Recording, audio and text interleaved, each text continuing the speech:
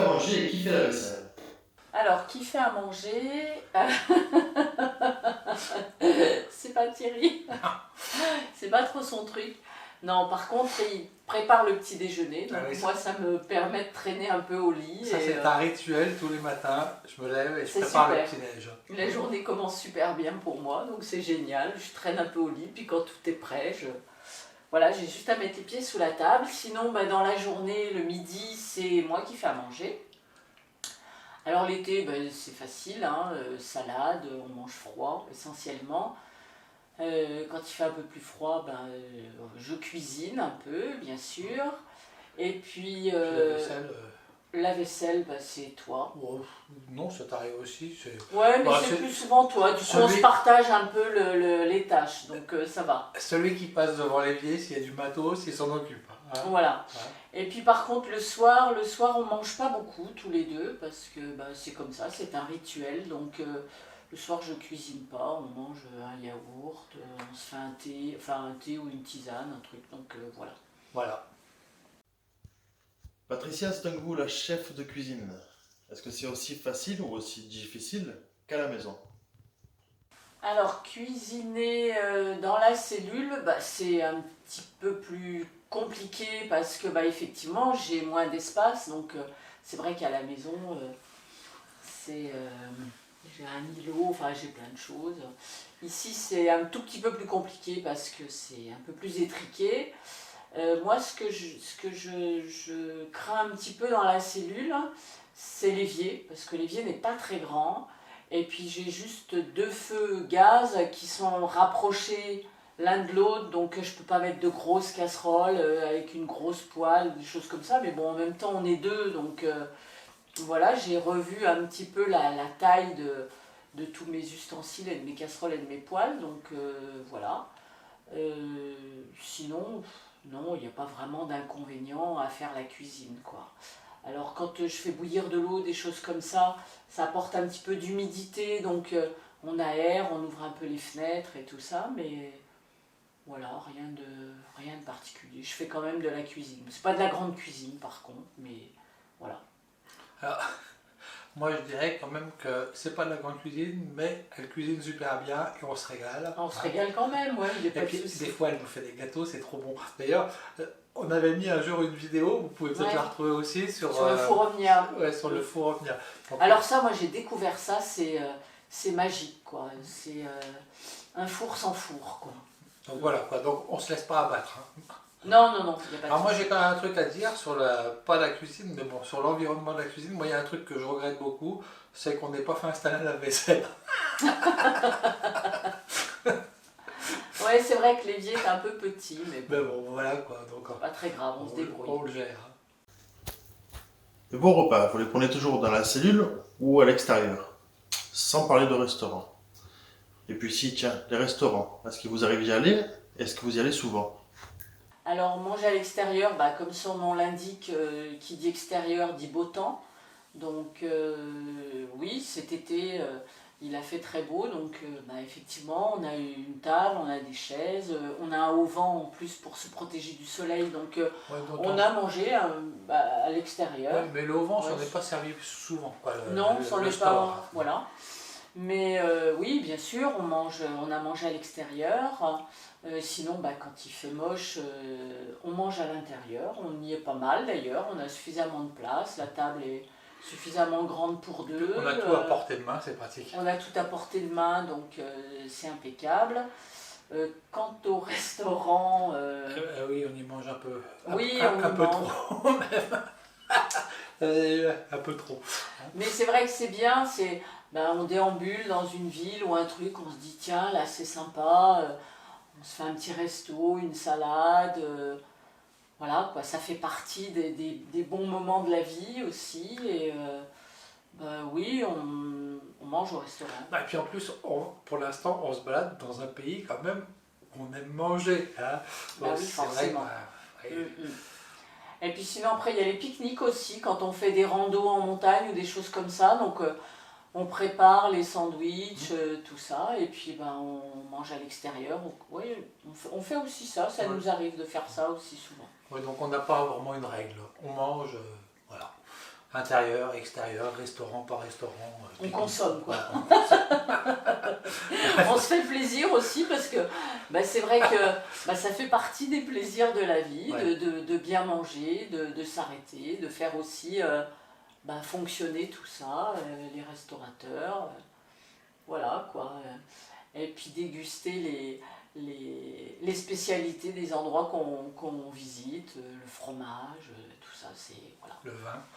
Ça fait partie, ça fait partie des joies de la vie. Voilà. Bon.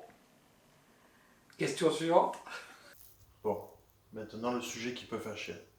La cohabitation. Vivre 24 heures sur 24 dans un espace réduit. Est-ce que ce n'est pas générateur de tension? Eh ben non, c'est pas générateur de tension parce que Non, absolument pas. on a une chance extraordinaire, c'est qu'on s'entend vachement bien. Mm. Donc Et puis entre nous, il n'y a pas de, il y a pas de, il y a pas de tabou, il n'y a pas de gêne.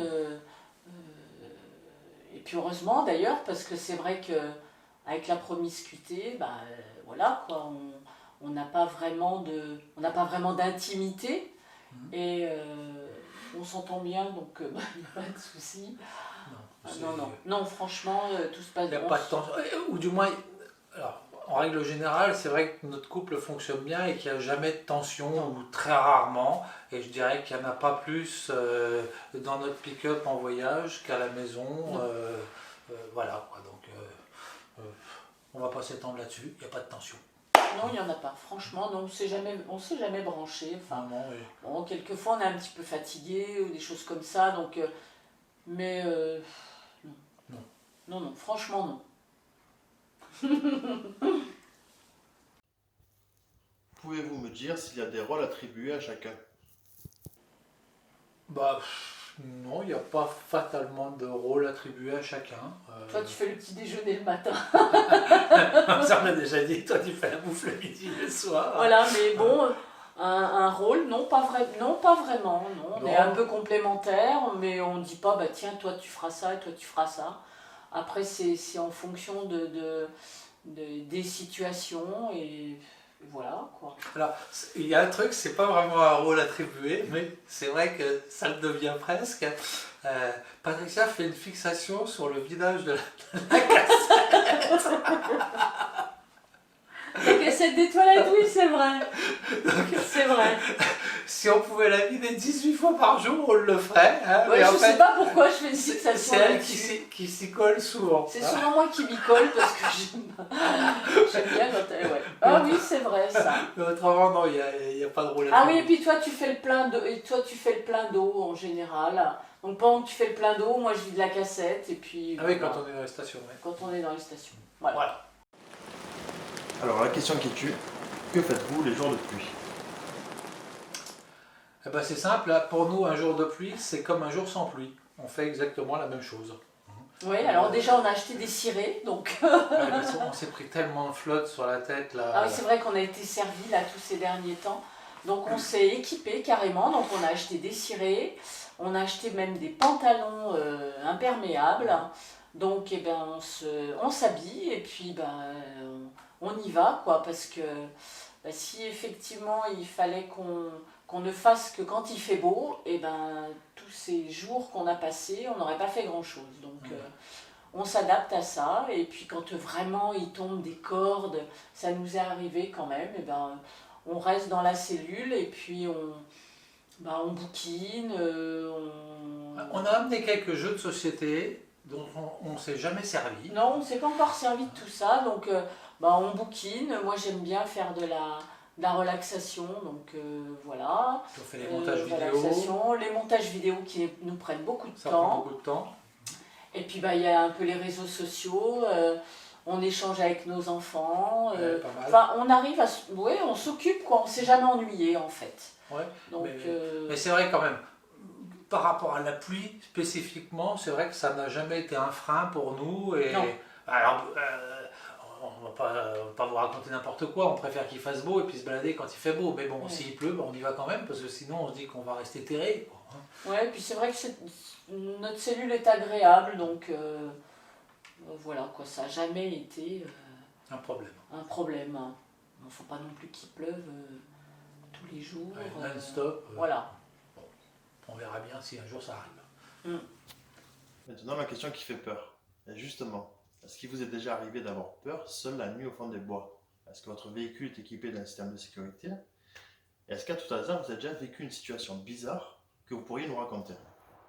Bon, non, on n'a jamais eu peur. Hein.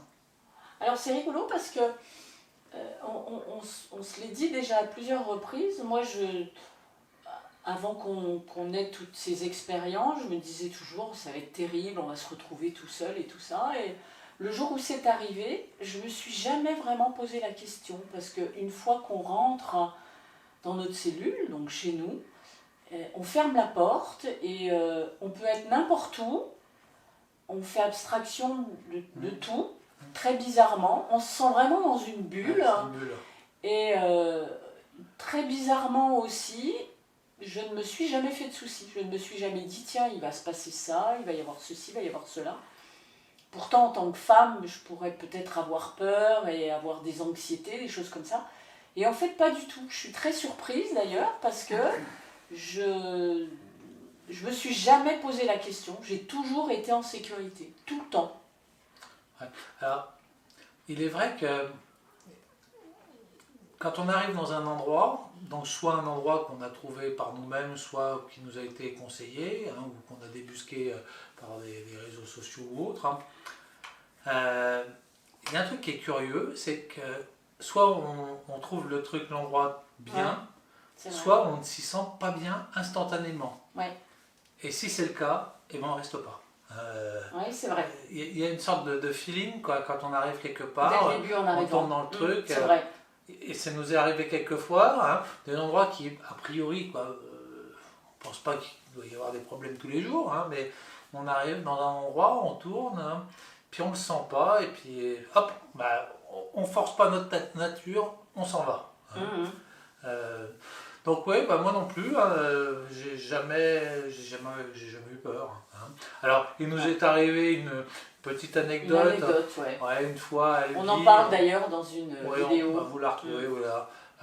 Rapidement, on s'est garé dans un endroit, des jeunes ont fait la fête une bonne partie de la nuit. On s'est dit que ça pouvait peut-être un peu à un moment mal tourner. Bah toi surtout, parce que moi j'ai pas ressenti ça sur le coup, parce que je m'étais endormie déjà. Ouais. Donc bah, toujours est-il que donc, moi vers, je sais plus, vers 2h du mat, j'ai pris la décision de quitter cet endroit. Donc on est parti, on a été dormir ailleurs. Hein. Mais autrement donc, hormis ce moment précis où c'était même pas de la peur, hein, j'ai anticipé sur un truc qui aurait peut-être pu se passer. C'est vrai. On n'a jamais eu peur. Hein. Et autrement, donc, dans ta question, tu demandais aussi si on avait un système d'alarme.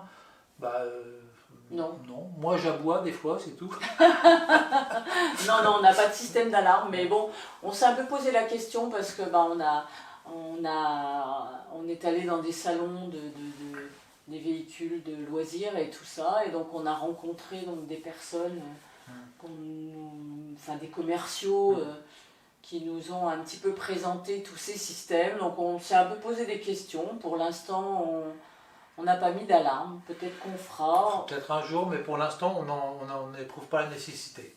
Non, c'est vrai. Voilà. Passons à présent au thème sur la route. Pour commencer, est-ce que vous avez un itinéraire fixe et précis, ou est-ce que vous allez là où le vent vous mène? Alors là où le vent nous mène... Oui, non. En fait, Oui. je sais pas, tu voulais parler? Non, vas-y. On trace un peu des grandes lignes. Hein. On dit, tiens, voilà, on irait bien se balader dans tel endroit. Oui, il y a des choses et des endroits qu'on a absolument envie de voir. Voilà. Après, on brode un peu autour, forcément. Voilà. Donc des grandes lignes, et sur ces grandes lignes, quelques incontournables. Et puis après, bah, effectivement, bah, comme vient de dire Patricia, bah, on brode autour. Hein. Si on se sent bien à un endroit, on y reste un peu plus longtemps que prévu, ou moins longtemps. On n'a pas vraiment un itinéraire précis. Non. Et puis on l'adapte en fonction des conditions climatiques, en fonction de choses qui peuvent arriver ou pas, d'événements qui sont à des dates précises. Par exemple, je pensais, on est allé un moment au Sable d'Olonne voir le village du Vendée Globe, bah, c'est sûr que c'était à des dates bien précises, il fallait qu'on soit à cet endroit-là, à ces dates-là. Hein. Mais bon, non, autrement, pas d'itinéraire hyper précis, des grandes lignes seulement. Hein. Non. Et puis c'est vrai que le but aussi, c'est de ne pas se donner ni de date, ni de lieu très précis, parce que ça implique de se dépêcher, quoi, de se dire, bah tiens, il faut aller là et là, et comme on n'a pas non plus envie de se donner des contraintes, en fait, parce que ça peut être des contraintes, donc c'est un peu du feeling, et puis... Et puis on veut voyager doucement. Mais on veut rien rater non plus, donc on essaye de voir un petit peu à chaque fois qu'on est dans certaines régions, de se dire bah tiens, on peut aller là ou là, des endroits un peu insolites, et puis après il y a des choses qu'on découvre comme ça par hasard, des rencontres aussi qui se font, et ça c'est génial. Ouais. Vous servez-vous d'un GPS, d'une carte, d'une boussole, d'un sextant ou toute autre chose pour vous orienter, car on sait que vous avez de grandes facilités pour vous perdre. Alors, ouais, c'est vrai qu'on se perd souvent, mais bon, plus pendant des randos. Hein. Et puis on aime bien. Moi, en fait, non, pas que dans les randos. On aime bien en fait se perdre volontairement parce que c'est sympa aussi ça de se c'est perdre. agréable de se paumer un petit peu. Ouais. Donc, le GPS, oui, on utilise le GPS, mais comme on s'est dit plusieurs fois, il est où le temps où on ouvrait les cartes et où on regardait en se disant on va passer là et là, parce que c'est vrai que l'inconvénient du GPS, c'est qu'on ne sait pas vraiment où on est. on ne sait jamais où on est. On ne sait jamais où on est et c'est un peu dommage.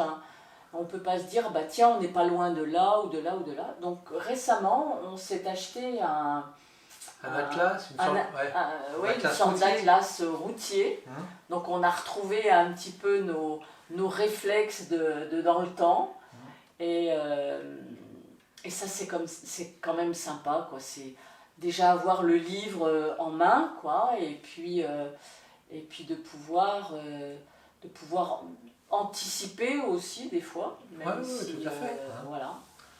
Donc oui, on réutilise maintenant l'atlas et les cartes routières. Et les cartes routières, mais c'est vrai aussi que le GPS, c'est magique parce que on se perd moins, on perd moins de temps. Moi j'ai souvenir une fois, on s'était retrouvés à Los Angeles, on cherchait un hôtel, il était 10h du soir, on était là avec notre carte, en plus moi je venais d'avoir 40 ans et c'est là où je me suis rendu compte que j'y voyais plus rien de près. Donc j'avais un peu du mal à faire la copilote, mais ouais, donc on revient un petit peu à des réflexes un peu sympas. On fait un mixte. On fait un mix des deux. Voilà. Bon, en vrac, qui conduit? Avez-vous des difficultés pour circuler? Tenez-vous un carnet de bord? Et quels sont les lieux que vous privilégiez pour passer la nuit? Bon, je vais commencer à répondre. Ouais. Qui conduit? C'est toi. Alors là, je me suis fait avoir parce on avait dit on va conduire chacun notre tour de manière alternative. Et en fait, c'est toujours moi qui m'y colle. Alors, j'adore ça, j'aime bien conduire. Mais moi aussi, j'adore conduire. Alors, mais c'est vrai que pourquoi tu le fais pas? Mais c'est vrai que c'est sympa de se faire conduire parce que on voit les paysages et tout. Moi, je prends des photos, je fais des vidéos aussi pendant qu'on roule. Donc voilà, je m'occupe. Alors je conduis bien un petit peu de temps en temps, mais bon, conduire longtemps déjà, même si j'aime bien conduire, c'est pas trop mon truc. Mais et puis c'est vrai qu'il y a peut-être aussi le gabarit du véhicule qui me fait peut-être un petit peu peur. Je me verrais peut-être plus à l'aise sur des grands espaces, sur des pistes, des choses comme ça.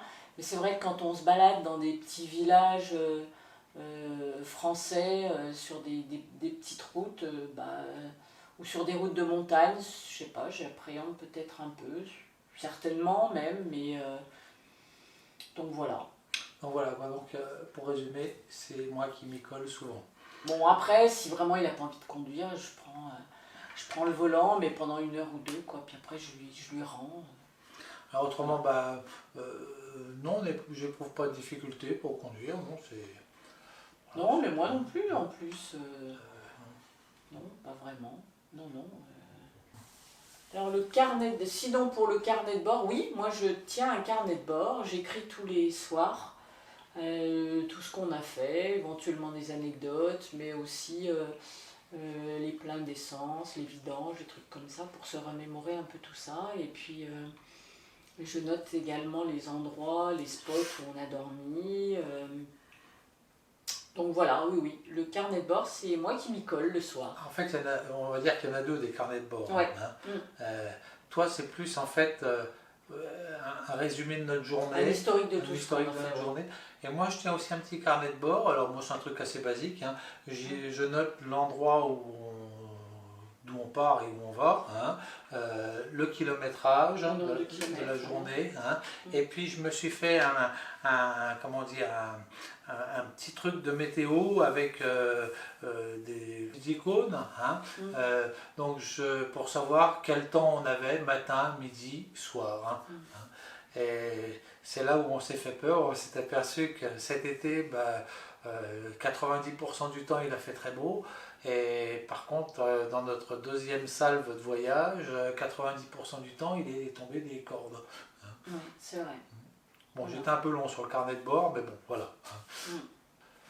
Bon, les lieux, par contre, qu'on privilégie pour la nuit, on l'a un peu évoqué, on préfère être en pleine nature, hein, dans des beaux endroits de préférence. C'est pas toujours le cas, mais bon, on essaye. Hein. On essaye. Et comme on dit souvent, on a une chance extraordinaire, c'est qu'on change de jardin tous les jours. Hein.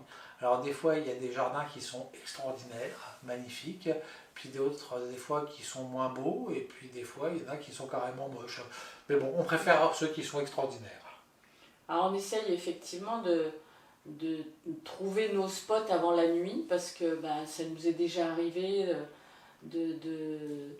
d'arriver justement pendant la nuit, et là c'est toujours galère pour se garer, de savoir exactement où on est, l'environnement, s'il faut mettre des cales ou pas des cales, enfin... Donc on essaye de faire en sorte d'y arriver de jour. Ouais, et puis au début on avait vraiment du mal avec ça, hein. D'autant plus qu'au début on a commencé à voyager l'été, donc la nuit tombait tard, hein, et pourtant on avait un peu de mal avec ça. Ouais. Maintenant vers la fin on a réussi à se discipliner un peu plus et on préfère arriver et puis que notre campement entre guillemets soit prêt peut-être 1 heure avant la nuit, mais bon c'est pas grave ça, au moins on n'est pas pris par la nuit pour faire toute l'intendance du truc. Oui. Comment faites-vous pour les trouver? Pendant qu'on y est, comment faites-vous pour trouver les aires de service? Et d'ailleurs, y allez-vous? Et enfin, est-ce vraiment facile de trouver ces différents lieux de halte? Comment on fait pour les trouver? En fait, on a plusieurs sources. On se sert d'applications, notamment Park4Night, souvent. Alors l'inconvénient de Park4Night, c'est que on est nombreux donc, à consulter cette application. Donc forcément, quand on arrive sur les lieux, il y a du monde. Pas toujours, mais bon, il se peut qu'il y ait du monde. Souvent, l'été, on s'est retrouvés à plusieurs reprises à se dire il n'y a pas de place, donc à renoncer. Alors, il y a un truc qui est sympa sur Park4Night, c'est que vous pouvez stipuler le type de recherche. Et nous, quand il y en a dans le coin où on est, on privilégie les spots en pleine nature. Les spots bien sûr en pleine nature, mais surtout les spots accessibles par des 4x4. Hein. Ouais. Et là, souvent quand on trouve un spot accessible par 4x4 et qu'on y va, généralement on est seul. Là ça fait un tri déjà, voilà, effectivement. Donc ça c'est la première manière de trouver des spots. Après nous on va sur Google Maps aussi des fois, donc on zoome un petit peu en fonction de l'endroit où on est et pour éventuellement découvrir des endroits en forêt ou un petit peu un peu reculé, des routes principales ou des choses comme ça. Donc voilà. Et puis des fois on prend des chemins, on s'embarque dans le chemin et puis on essaye de trouver comme ça. Alors voilà. Des fois on a de la chance, on arrive à trouver un endroit super cool, super sympa. Puis des fois, on roule, et puis on trouve rien de sympa. Donc c'est vrai que ça, c'est une solution qui nous prend beaucoup de temps quand on opte pour ça et qui est parfois couronnée de succès, mais pas souvent. Hein. Donc c'est pas toujours très facile de trouver un bon spot. Hein. Non, c'est pas évident. Et puis après, bah, tout dépend de la saison, quoi. C'est vrai que l'été, c'est un peu compliqué. Hors saison, bah, oui, il y a quand même moins de monde, donc voilà. Après, c'est vrai que tout ce qui est camping, on ne s'est pas beaucoup arrêté dans les campings. Non. Et puis les aires pour les camping-cars, Jamais, pratiquement. non plus. Sauf vraiment en cas d'urgence, il commence à faire nuit, on n'a rien trouvé et tout. C'est vraiment le dernier recours, quoi. Alors, les campings, ouais, on y est allé 2-3 fois parce qu'en fait, on souhaitait trouver en même temps coupler le confort du camping avec le fait de pouvoir se laver bien, prendre des bonnes douches, on en a parlé tout à l'heure, le fait de souvent trouver des laveries aussi dans les campings, donc on est allé quelques fois. Les aires, effectivement, on est allé une fois dans une aire qui était vachement bien. Un nouveau concept ouais, d'ailleurs. Du côté de Bordeaux. De Bordeaux, oui. Parce que À la périphérie de Bordeaux. à Bordeaux, c'est impossible de stationner, quoi. Même dans les campings, il n'y a pratiquement pas de camping. Et on a trouvé une aire qui était à peut-être 10 km peut-être du centre de Bordeaux, mais qui était accessible pratiquement en bateau, une sorte de bateau-taxi sur la... Une navette fluviale en fait. Donc c'était super bien, en plus. Ah oui, ça c'était génial. C'était les petits jeunes qui venaient de mettre en place leur aire, quoi. Et en Très plus, sympa. c'était pas ces aires qu'on a quelquefois vues où il y a des alignements de camping-cars sur du goudron avec pas un pet d'arbre, pas un pet d'ombre ni d'arbre. Là, c'était verdoyant, quoi. C'était sympa. Ouais, très sympa. Donc pour résumer, bah, on va souvent en pleine nature, hein, quelquefois dans des campings, très rarement dans des aires. Hein. Et puis bah, malheureusement, la vie n'est pas toujours un conte de fées. Ça nous est arrivé quelquefois de stationner en pleine ville, sur un parking. Oui, rarement. Mais rarement, mais ça nous est arrivé.